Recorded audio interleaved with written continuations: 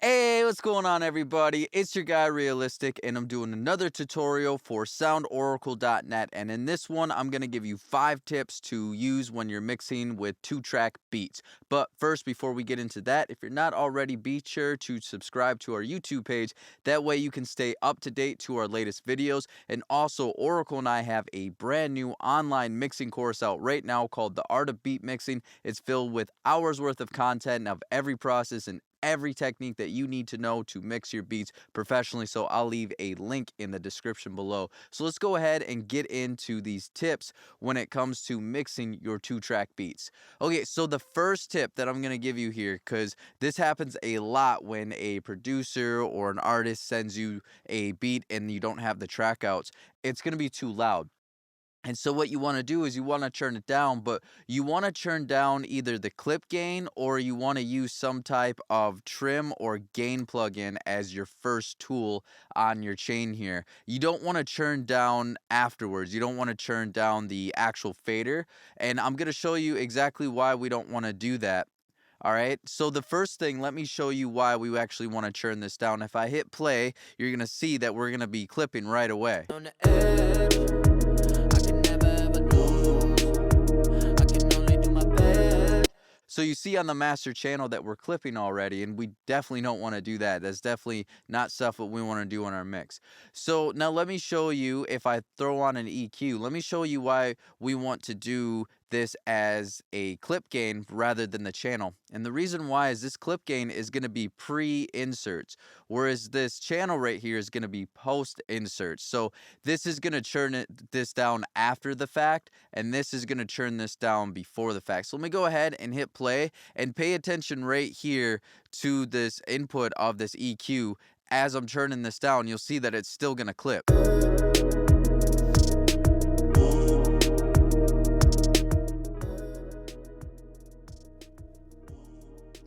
So you see right there, as I'm turning this down, this is still almost clipping. This is in the yellow. This is right at 0. Even though I turned this down by 25 dB, it's still clipping into the, or almost clipping into the EQ here. So if I turn down the clip gain, watch this.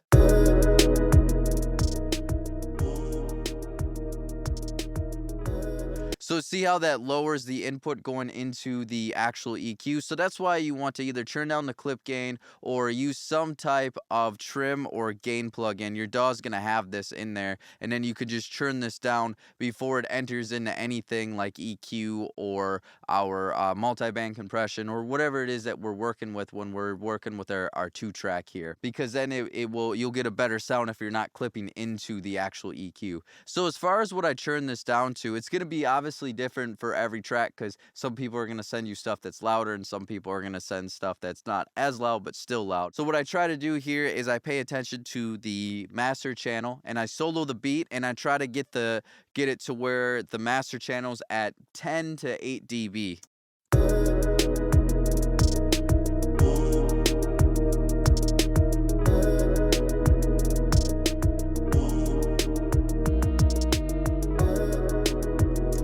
Okay, so we got this at 10 dB here, so I had to reduce that about by 10 dB, but it's going to be different each time, but I'm just kind of churning it down until on my master fader I'm getting to about 10 dB.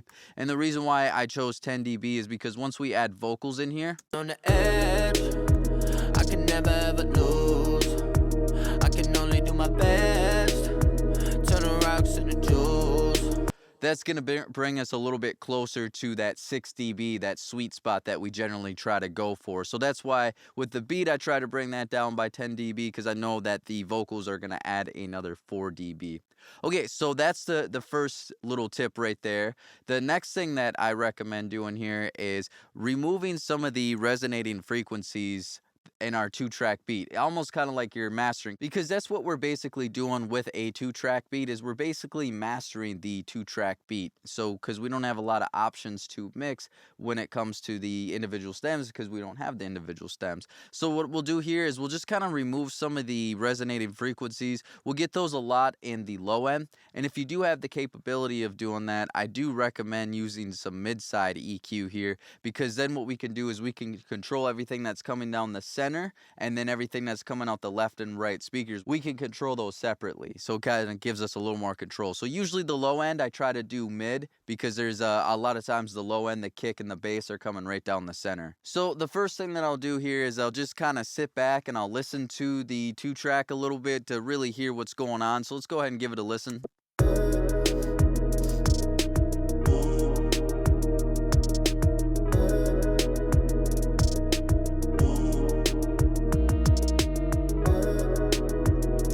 Okay, so what I'm hearing there's a little bit too much sizzle with the hi-hat. That's definitely going to conflict a little bit with the vocal, so I heard that. There was a little bit of a muddy bump in the low end, probably from that kick drum and the bass together, so we'll probably smooth that out a little bit.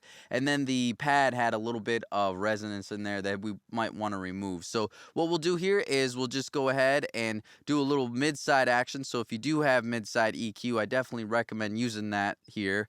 We'll start with the low end itself. So we're going to remove some of these bass frequencies that kind of have a little bit too much of a resonating factor to it. So what we'll do is we'll actually zero out the frequency, and these I try to do a little bit more of a narrow Q.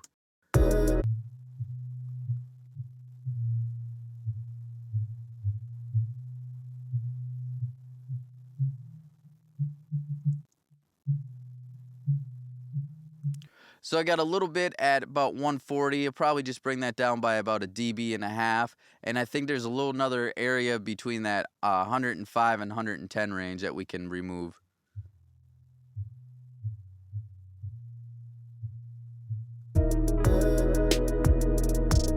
And then this is also too an area where if you have a dynamic EQ, that helps a lot too. So we can kind of compress it down just when it gets to be too much, and then we can leave it alone when it's not having too much of a buildup. And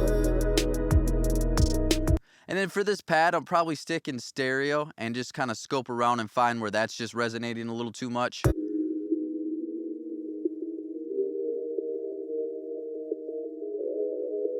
So yeah, you could definitely hear a little bit of a buildup right there. So we'll go ahead and move that down again just by a dB maybe. I mean, if you're dealing with a really rough 2-track, you might have to do a little bit more. It all depends. And let's go ahead and tame this hi-hat down a little bit.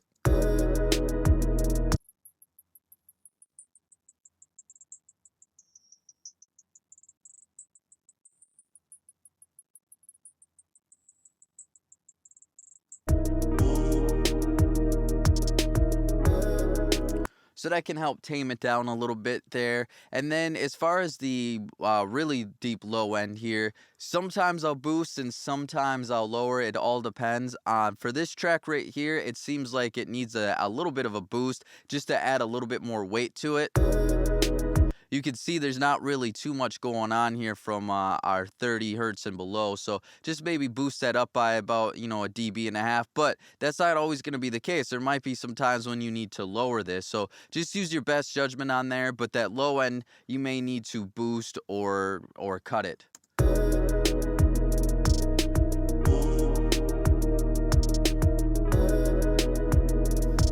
Okay, and then let's go ahead and bypass this so we can hear before we made these changes.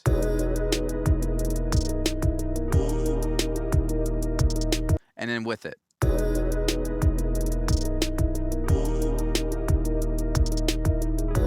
So we just got a little bit more of a cleaner tone right there. And then on this track, I don't feel that we need to, but I just want to throw this out there in case you're dealing with a 2-track that would need it. If you're kind of listening and you're like, I wish the kick was pushing a little bit more, the kick is kind of getting buried, you could usually find that area between 70 and 95 hertz. And I recommend using a mid here, using mid-side EQ, use a mid-band here. So somewhere between 70 and 90 hertz here, just kind of scope around, and that should help bring up the punch of the kick a little bit.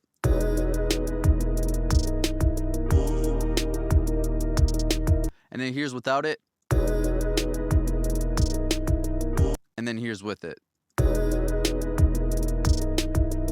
So see how that just brought in the punch a little bit? I'll probably lower this so it's not quite as exaggerated, but that's definitely something if you feel like it needs a little bit more of a punch in the low end and or your kick drum, that's where you'll find that. All right, the next thing that we'll go over is creating room in your 2-track for the vocal. Because we don't have the stems, we don't have a lot of capability to really, carve and hone in on where we really want to fit that vocal track, but we could still make it work here. So what we could do here is, if you're using Pro Q3, it's really nice because we're gonna have this option right here where we can just go and on Analyzer we can actually pull up our vocal right here. So if I hit play, now that I've added this, I can never ever lose. it's showing us where the vocal is most prominent, and also where these big red marks are right here. That's showing us where there are some clashes. But let's say that you don't have Pro Q3, what you can still do is pull up something that has an analyzer on it, and then what you could do is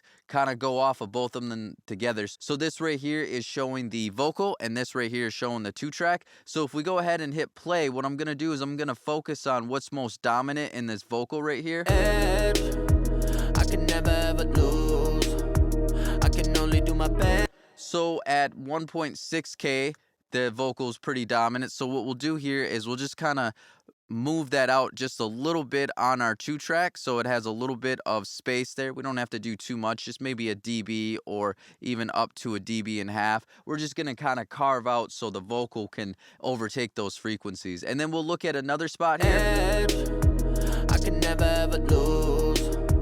I can only do. So we got it about 644 there, so why don't we go ahead and tame that down a little bit here. And then I think there's a little bit of high end too. I can never ever lose. So then at about 8.8K, the vocal was a little bit dominant there. That is about where we had the hi-hat. So maybe what we can do here is we can just widen this a little bit here so it can get the hi-hat and also let the vocal kind of cut through a little bit there. And then let's go ahead and give this a listen now. I can never ever lose. I can only do my best. And then without the EQ. I can never ever lose. And then with it. I can never ever lose. So we've just created a little bit of room right there. And two, you could see that Pro Q3 was actually telling us that some of the places that we already reduced were some clashes. You can see it with those big red marks over here. And so there's another little area that it looked like over here. So let's go ahead and check that out. I can never ever lose.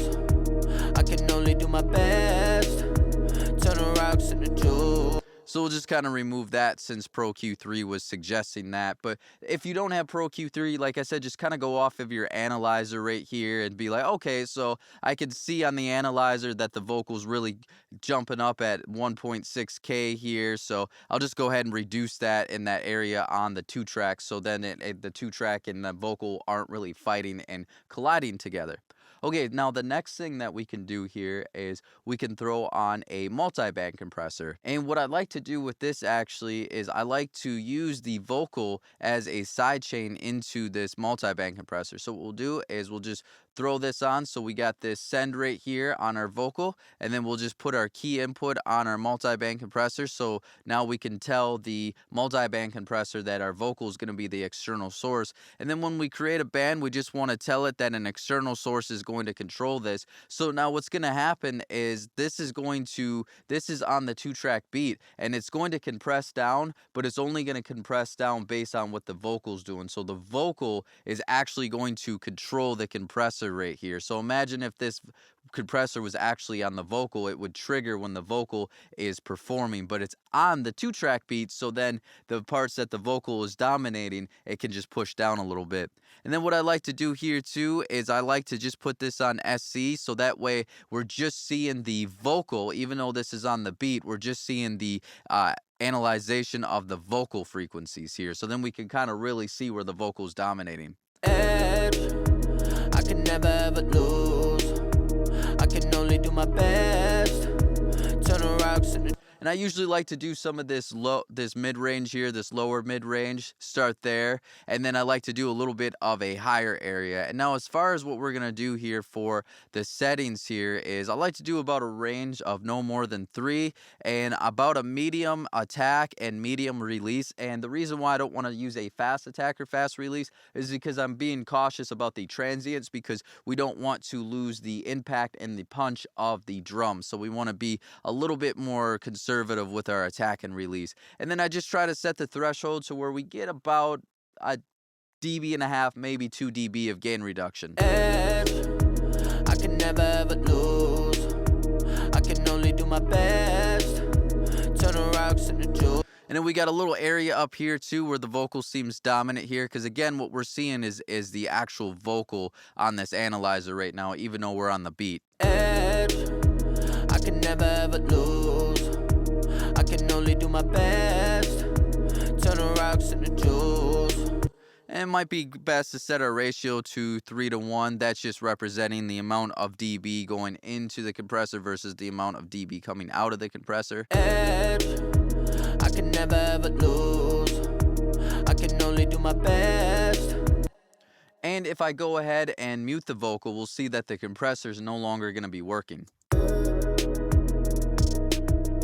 Right, because the actual vocal itself is controlling this down. So what that does is, you know, as the vocals be the dominant areas of the vocal, it's just going to compress those down on the actual beat. So we just got a little bit of room right there. So let's bring this back in here. Edge, I can never ever lose. And let's bypass the multiband compressor. Edge, I can never ever lose.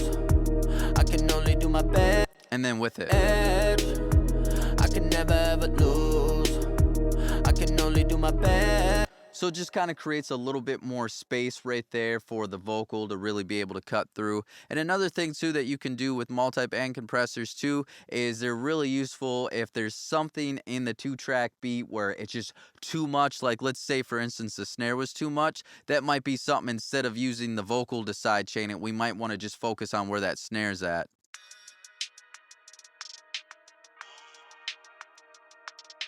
On this particular one, I didn't think that the snare was too much, but you're usually going to find that that snare is going to be cutting through usually about anywhere from 2 to 4K. So if you feel like the snare is too loud, just kind of scope around in that area. On this one, I think we're pretty good, so we don't need to, but every once in a while, you'll be dealing with a 2-track where the snare is too much. So just kind of focus on that area. If the kick drum is too much, you're going to find it usually in that 75 to about 100 range. So if it's a little too much there, you can scope around there.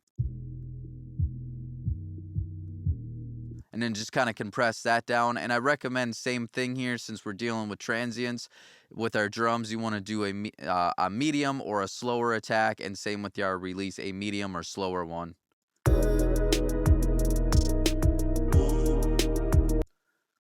Oh yeah, and then another thing too is if the hi-hats are a little too much, you can compress those down, and you'll usually find those a little bit more in this little 7 to a 7K and above range. So if they are a little too much, I just recommend just compressing those down a little bit.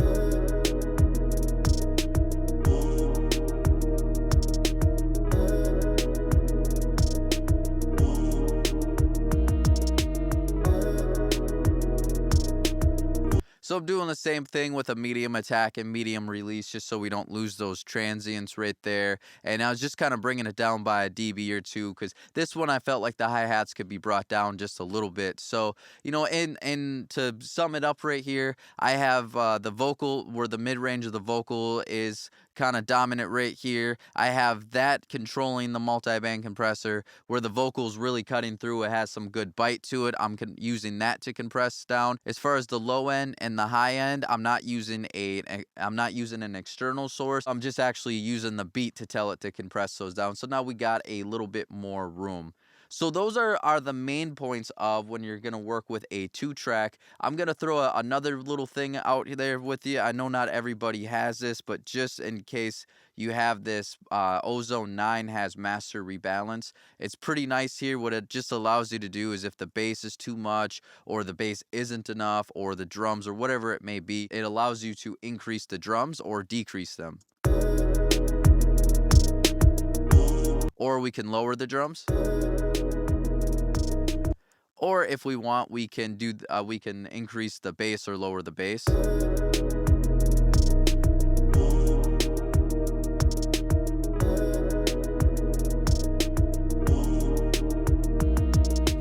So it's meant for mastering, but it also really does help really well for 2 tracks, just in case, you know, you need a little bit more control, because I get it, you know, with 2 tracks, we don't have a lot of control. So being able to have a little control over the bass and the drums can help a little bit. But if you don't have master rebalance, that's okay. I think that the EQ and the multiband tricks that we use will help you out quite a bit as well. But just in case you do have this, I recommend using this. Also, if you're interested in it, this isn't sponsored or anything, but Splice does have a pretty cool deal where you can rent to own, and you can just pay for it for like $20 a month. So then you can slowly just build up, and then once it's paid for, then you just own it. So just in case, that's also an option too, in case you want that. But anyways, I hope you got a lot out of this video. And like I said before, if you're not already, be sure to subscribe. And if you found this video useful, hit that like button. I know it sounds crazy, but it really does go a long way to help this channel grow. Hey, thanks for watching. Be sure to subscribe to our channel right here so you can catch the latest tutorials on mixing, mastering, and production. And you can check out some of our suggested videos here, here, and here. And of course, if you're looking for premium loops and samples, you can find that at SoundOracle.net. We got plenty to choose from.